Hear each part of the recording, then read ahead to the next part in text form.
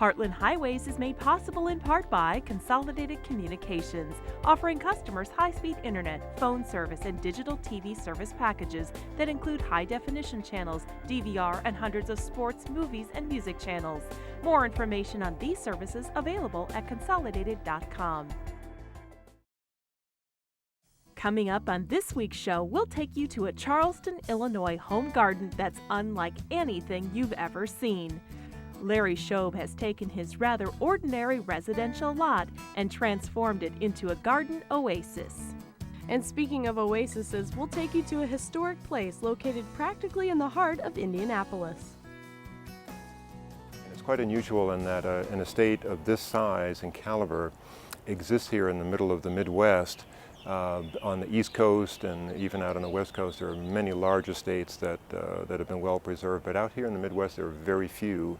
So for this museum to take this on and treasure it as a work of art, which it really is, with its architecture, its furnishings, and its landscape design, is really quite remarkable. And finally, we'll travel to Olney, Illinois, where a unique type of white squirrel makes its home. That's all coming up next on Heartland Highways. Don't go away.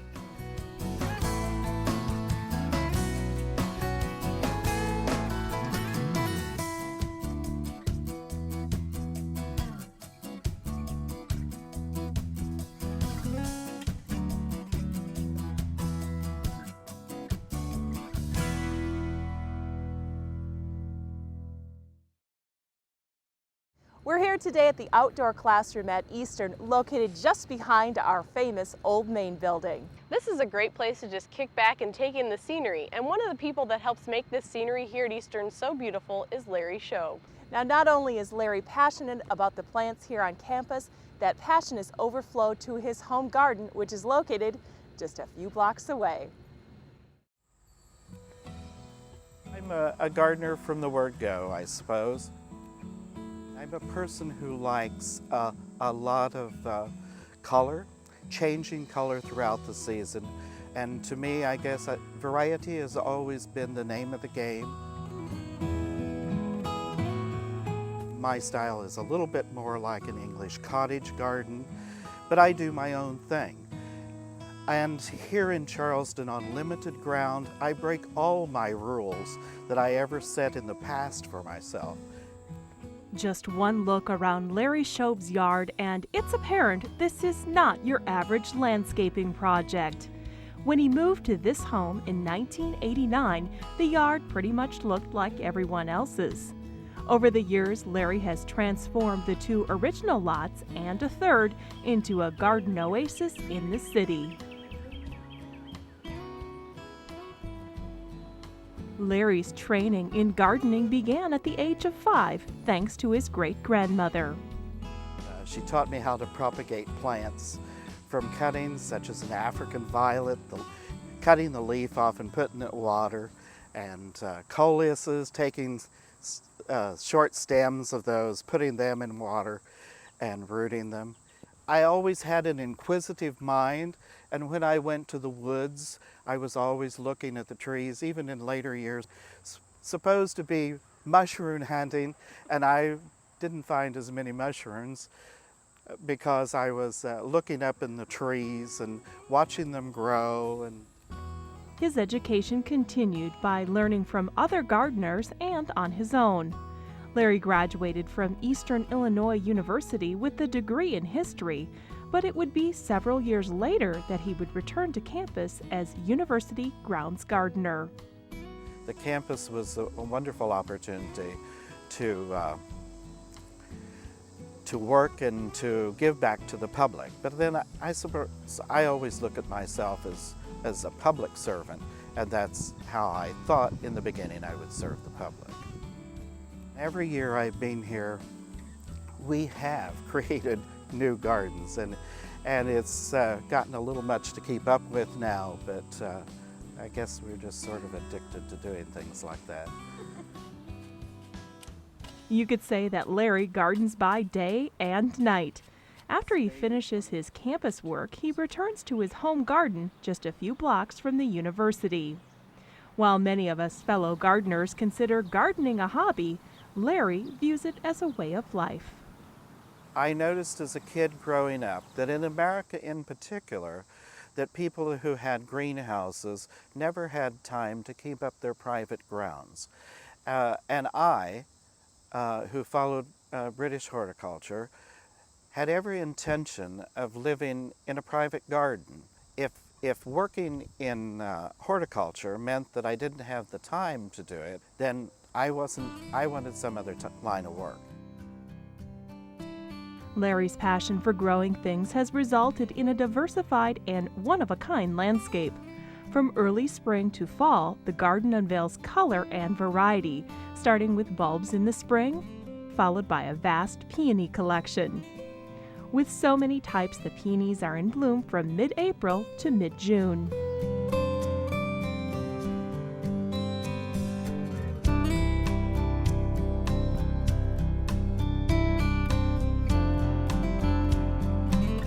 Azaleas and rhododendrons are another favorite, with vibrant colors of yellow, orange, red, and pink. And I have one that blooms in late July, and well, I think there's a second one actually, and early August too. So it's nice to have those late blooming ones. Mid to late summer comes into full bloom with many varieties of Asiatic and daylilies.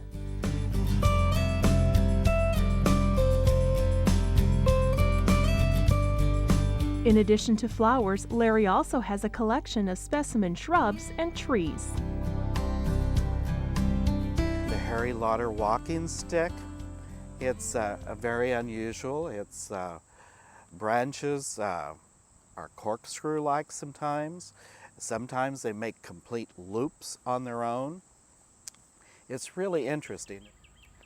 Larry has been able to propagate many plants and trees through a process called layering, something his great-grandmother taught him. You simply bury an extending limb or root, cover it with dirt, and by the next growing season, the limb has rooted and can be cut away from the parent plant.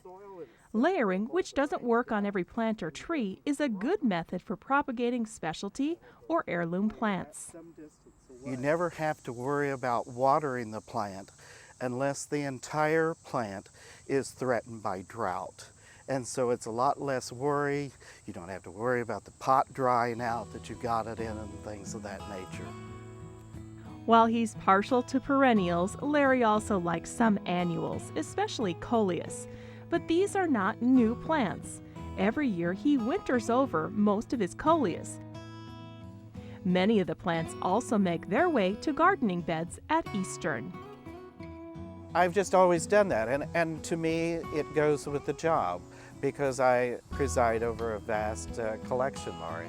But over a long period of time, the vast majority finds its way to the campus, and because I do so much propagating anyway when we buy things for the campus and I want it at home, I just propagate it and bring it home too. To the outside observer, the garden may seem out of control, but for Larry it serves a number of purposes as classroom, nursery, and experimental lab. But I try to keep a lot of things here for the botanical classes that come from time to time. Some of the faculty members bring their classes here, and so that was the thing that prompted me more than anything, I guess, to have such a variety here.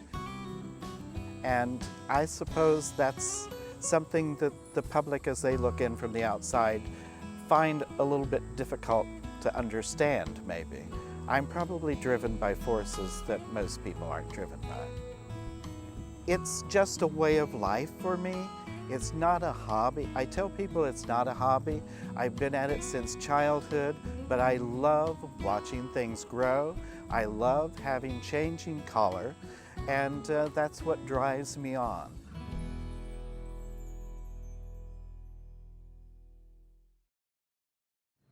For this next story, we headed to Indianapolis to the Lilly House and Gardens, which is now part of the Indianapolis Museum of Art.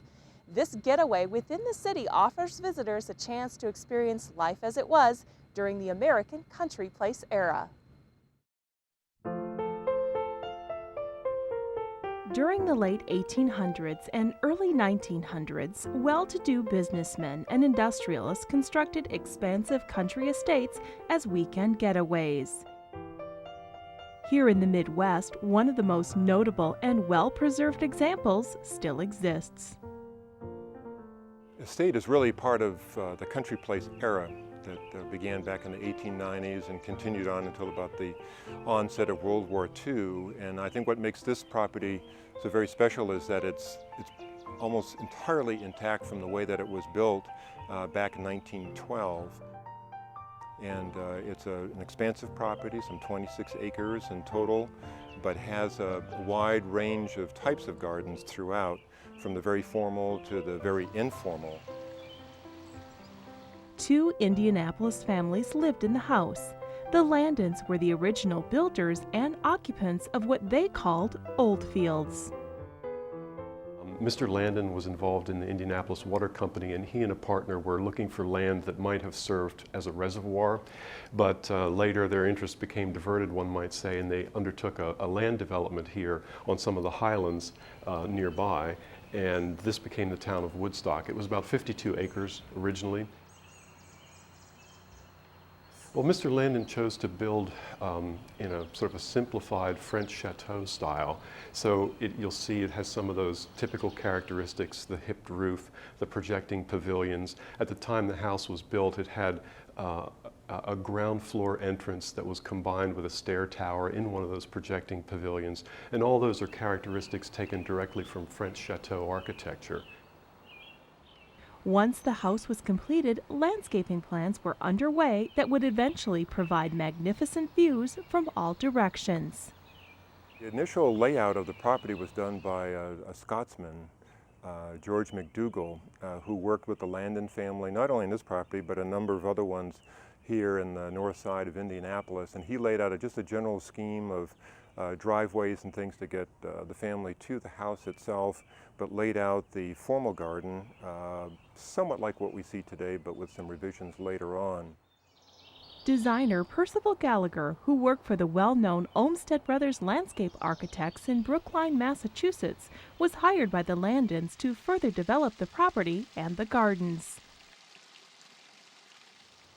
He revised the formal garden, made it a bit more formal than it had been before, added some other sculptural elements, including the arbors that are there now, a very formal limestone bench. But the ravine garden was really done from scratch. That was just really a drainage ditch for the whole property. When it rained heavily, like it did last night here, all of that water would have cascaded down the hillside, down into the river below. But he formalized that with a series of curving pathways, put a bridge over the creek that he created, had 3 pools built, all rock lined, that would catch that water and let it cascade down. The land in front of the house was really quite undifferentiated at the time Mr. Gallagher came here, and he viewed that as inappropriate and incomplete. Now there were these open views, distant views to the west that he thought were quite attractive, sort of in the Olmstedian tradition of open wilderness, and he wanted something at the front of the house to act as a foil to counterbalance that, and so he created this allée feature out the front that sort of gives structure and formality and balance, you might say. So you have formal to the front and informal to the rear. And flanking that allée were border gardens or strolling gardens that you view much more closely. It's a more intimate setting.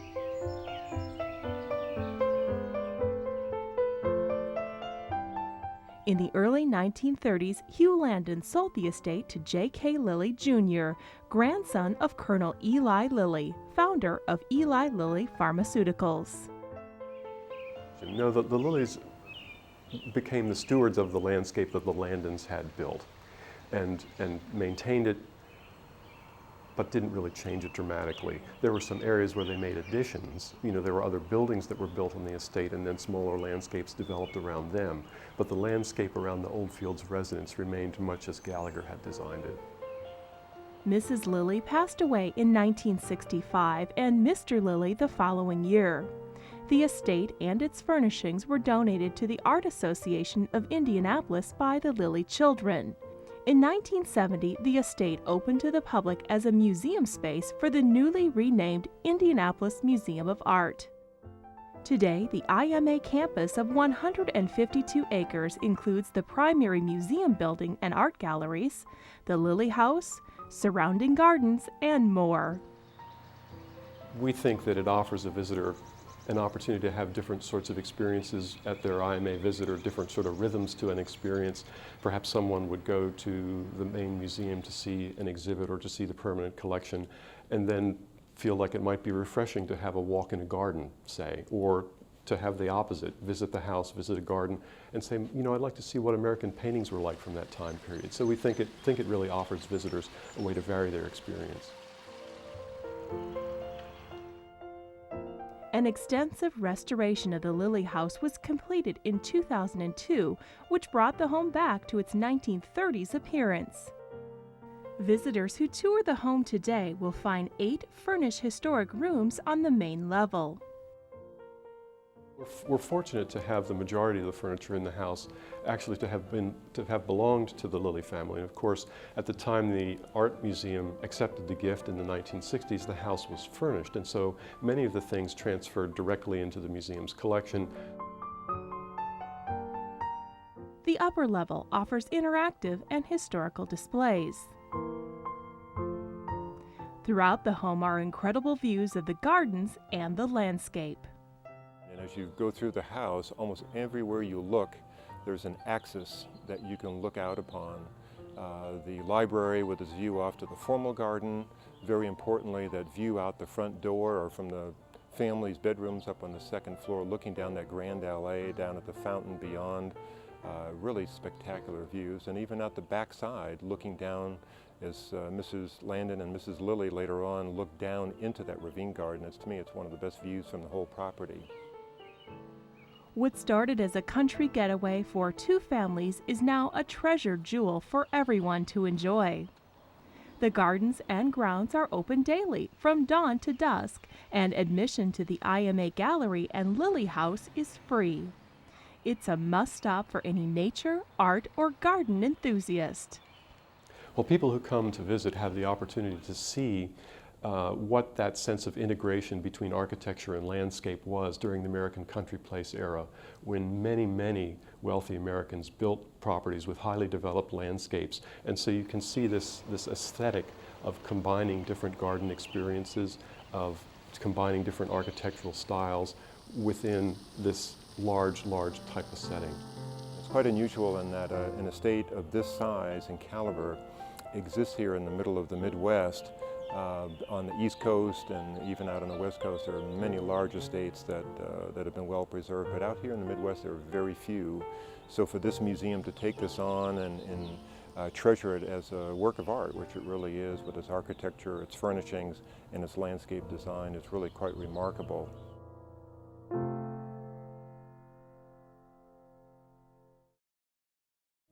If you'd like to purchase a copy of any Heartland Highways program, just visit our online store at WEIU.net. DVDs are available for $20 each. Visa, MasterCard, or Discover are accepted. If you prefer, you can call in your order at 1-877-727-9348.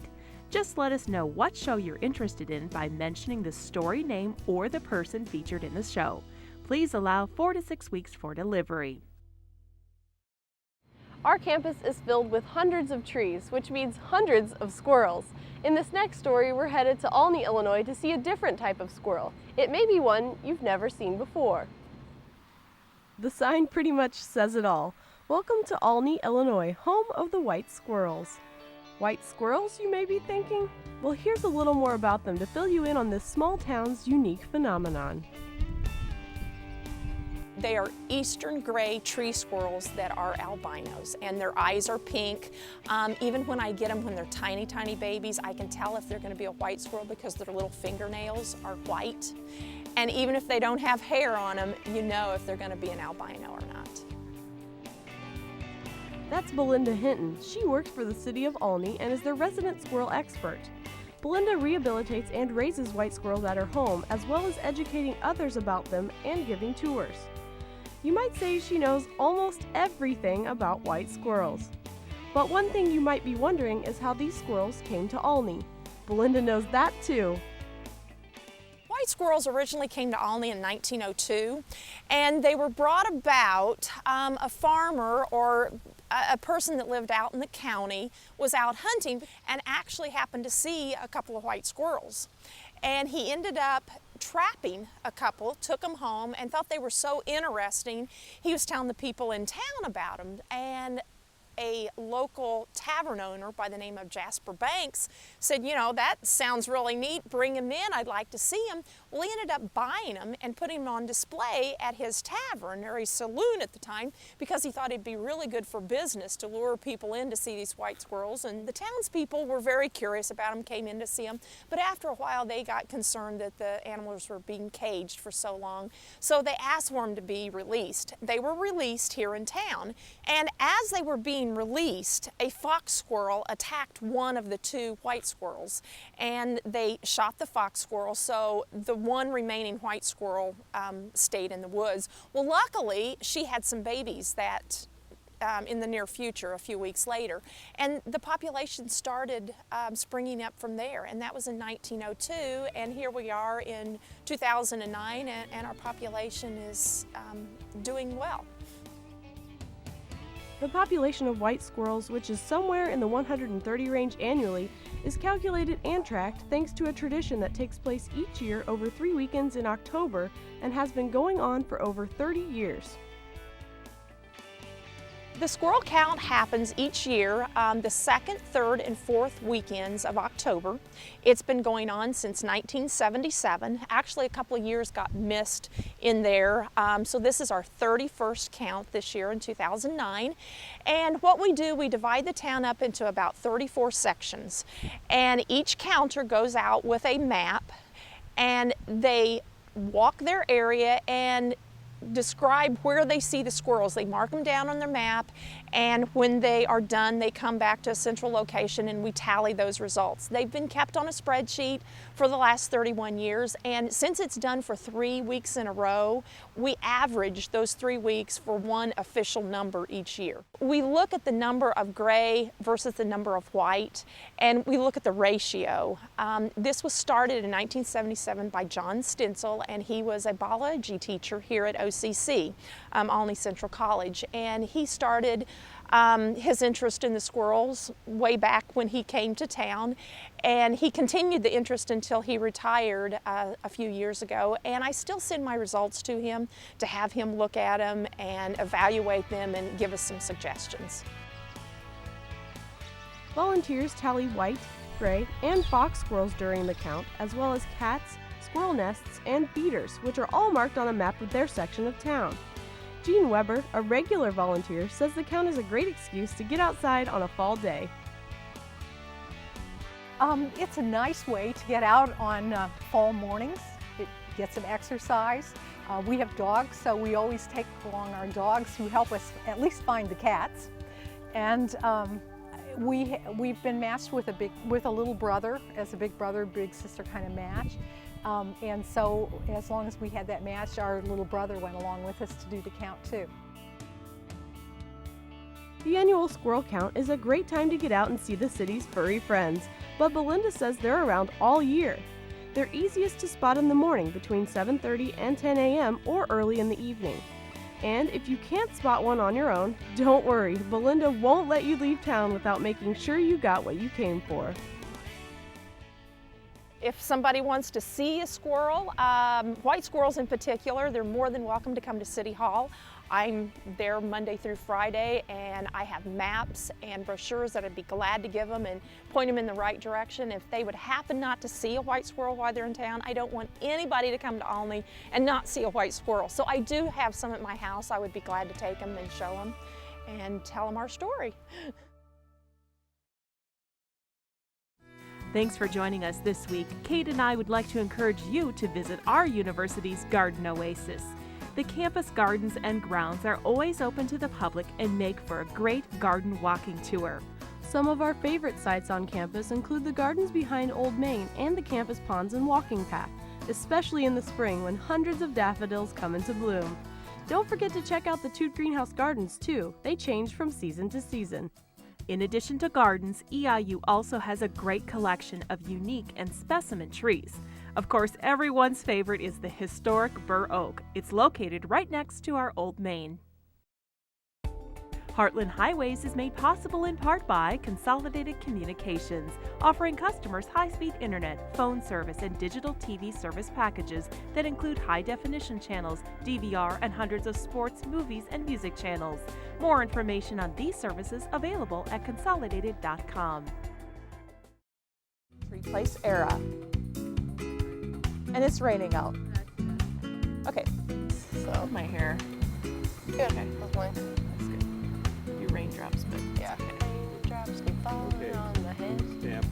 Can you see that it's raining out? No.